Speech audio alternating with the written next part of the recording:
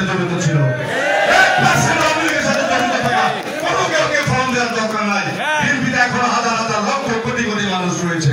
কাজেই বন্ধুগণ, দোস্ত যারা রয়েছে, আওয়ামী লীগের যারা সুযোগ সুবিধা ভোগ করেছেন, তাদেরকে পরিত্যাগ করুন, প্রত্যাখ্যান করুন। আমাদের দলের দরকার নাই, দল ভারী করার দরকার নাই।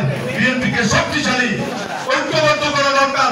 ইসলামগত কঠিন ঐক্য করেই আজকে আমরা এই বিএনপি নাজিরপুরে আগামী দিনে নির্বাচন ফেস করতে চাই। আর পরিবারে গিয়ে যারা বিভিন্ন দলের যারা টিকিট কাটতেছেন তাদেরকে সচেতন করে জানাই যে এই দলটি যারা এখন আসছে এই দলটি দেশপ্রেমিক দল নয়। তারা ক্ষমতার জন্য আজকে হিন্দু শাখা করতেছেন, আজকে আওয়ামী লীগের শাখা করতেছেন, আজকে অমক শাখা করতেছেন। একটি রাজনৈতিক দলের হিন্দু শাখা বলেন, আপনার হচ্ছে কি বলে সংখ্যালঘু শাখা বলেন, আবার আওয়ামী লীগের শাখাও তারা খুলতেছেন। কাজেই সতর্ক থাকবেন। দেশটি এখনো গভীর ষড়যন্ত্রে নিমজ্জিত।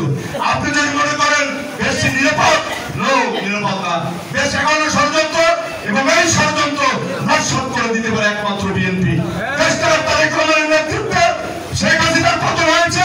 যে যতই বলুক না কেন, কোন ভারতই এই বাংলাদেশে টিকে থাকবে না যদি আমরা ঐক্যবদ্ধ থাকতে পারি।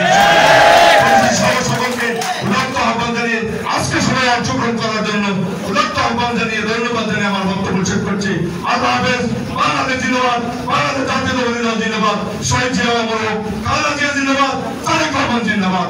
আল্লাহ হাফেজ।